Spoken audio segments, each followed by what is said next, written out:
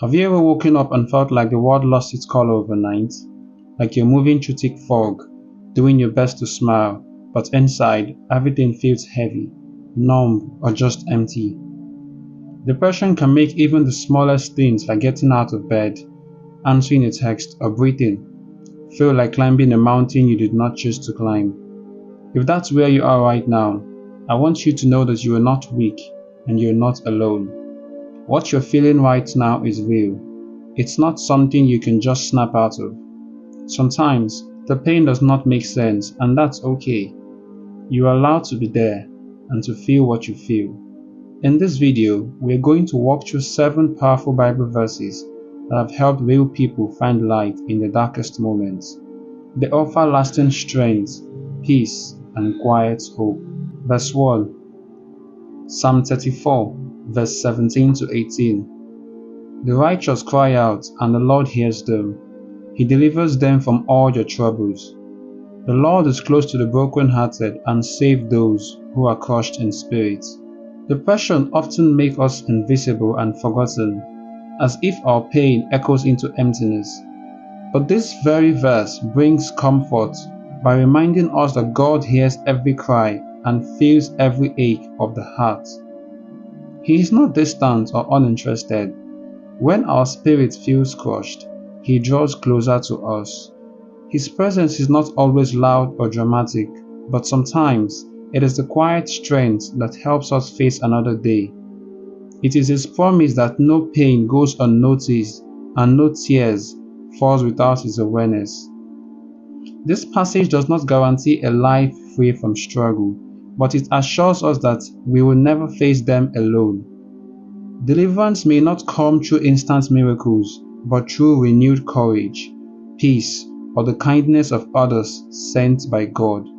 His comfort can appear through a listening friend, a peaceful moment, or a comforting verse. Every sign of relief is a proof that He is near. When despair feels heavy, whisper these words aloud. The Lord is close to the brokenhearted. Let them calm your heart and remind you that you are seen, loved, and never alone. God's nearness is the first step towards healing. Knowing that God draws closer to the brokenhearted reminds us that we are never alone in our pain.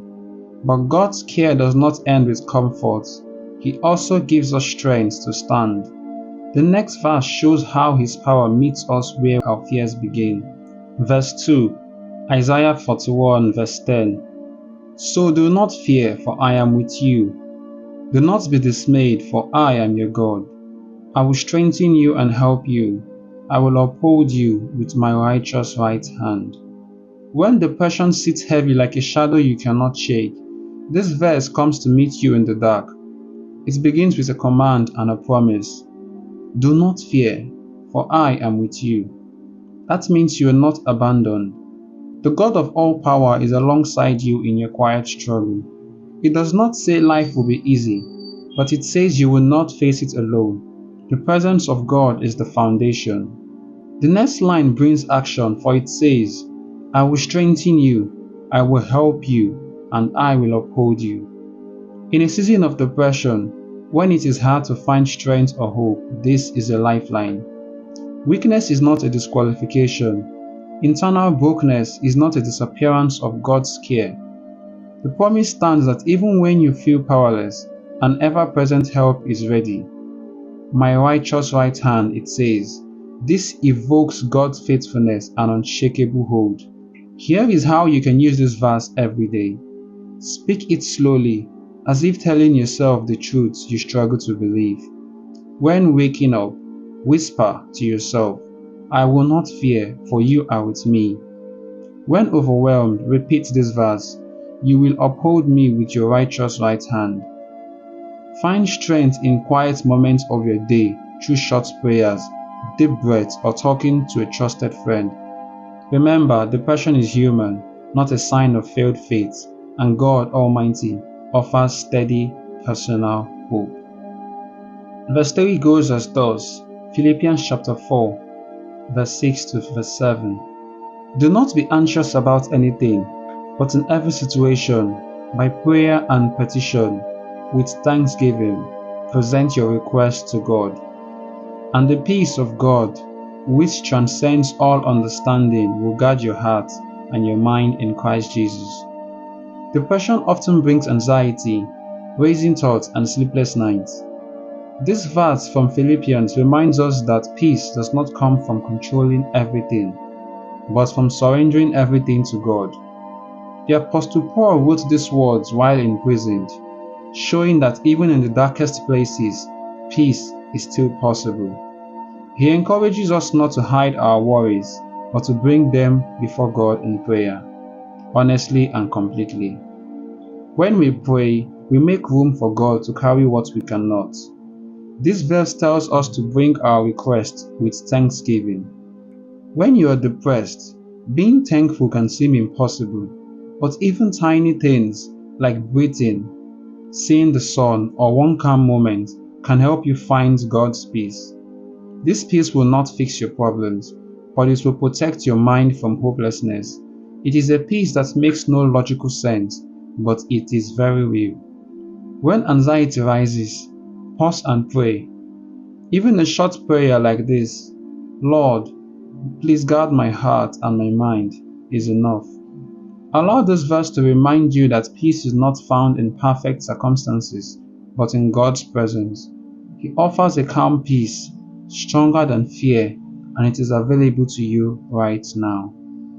After praying and finding peace, we discover that hope is not just an emotion, it is a decision we can make even when we are sad. The next verse shows this clearly, as the writer talks to himself and chooses to keep trusting God. Verse 4 goes as thus, Psalm 42, verse 11. "Why, my soul, are you downcast? Why so disturbed within me? Put your hope in God, for I will yet praise Him, my Savior and my God." This verse shows the real struggle of feeling deeply sad and depressed. The psalmist does not pretend to be okay. He talks honestly with himself, asking, "Why do I feel so down?" This shows that having faith does not mean hiding your pain, it means facing it. He admits his pain, but holds on to the belief that hope remains. His faith, even when he cannot feel it, tells him, "I will praise God someday." The word "yet" is key, showing that things can improve even in deep sadness. In times of depression, our emotions can hide the truth, but verses like this help realign our hearts. Talking to your soul, like the psalmist did, is a way of speaking life into dark thoughts. You remind yourself of God's goodness even when you cannot feel it. The act of praising God through tears becomes a quiet act of strength. It is not denial, it is courage against hopelessness. When you feel low, read this verse aloud. Let your voice declare hope even if your heart doubts. God values honest prayers more than perfect ones.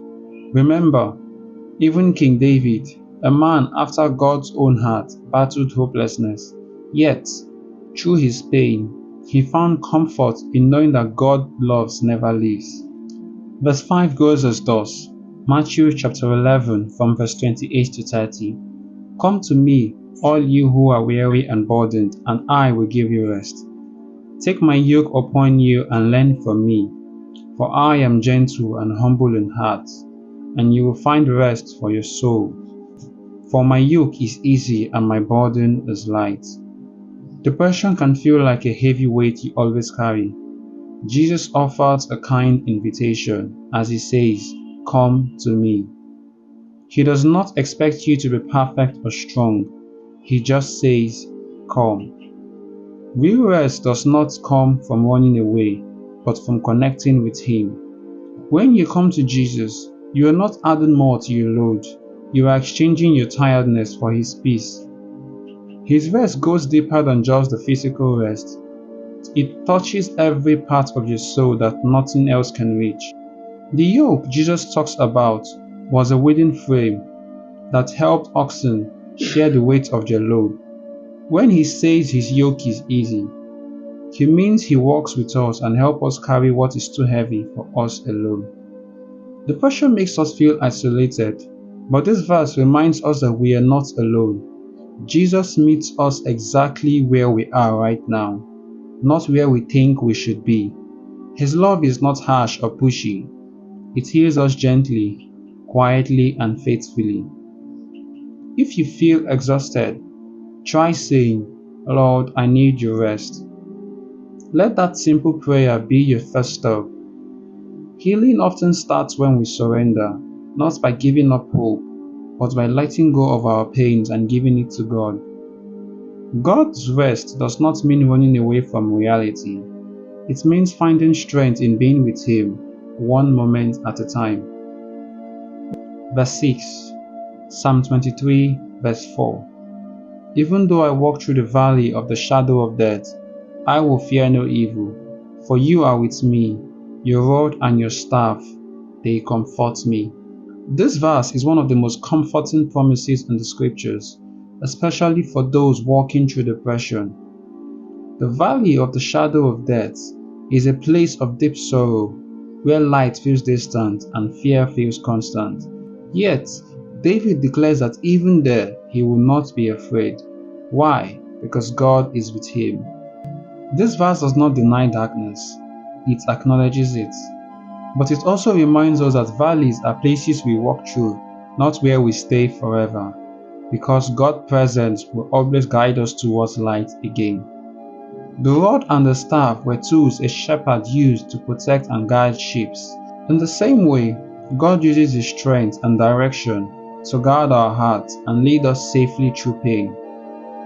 Depression may seem like we are lost, but this verse reminds us that we are still under God's care. His guidance may come through prayer, scripture, or the quiet comfort of His Spirit. When you feel surrounded by darkness, remember that even the deepest valleys have an exit. God is not distant in your pain. He walks beside you with steady hands. The shadow may be strong, but it is only a shadow. His presence is stronger. Hold on to that truth until hope breaks through again. Even in the darkest valleys, God walks beside us and leads us towards light. But what waits beyond the valley is a future filled with hope and promise. The next verse reminds us that God's plans are never to harm us, but to heal and restore us. Verse 7, Jeremiah chapter 12, verse 11. For I know the plans I have for you, declares the Lord, plans to prosper you and not to harm you, plans to give you hope and plans to give you a future.